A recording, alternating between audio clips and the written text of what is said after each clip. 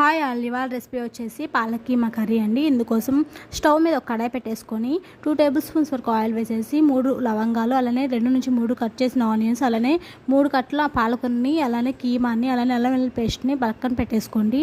ఇప్పుడు బాగా ఫ్రై అయిన ఆనియన్స్లో అల్లం వెల్లుల్లి పేస్ట్ కూడా వేసేసుకొని కాసేపు ఫ్రై చేసుకోండి. ఆయిల్ కొద్దిగా ఎక్కువ వేసుకోండి, నాన్ వెజ్ కదా బాగుంటుంది.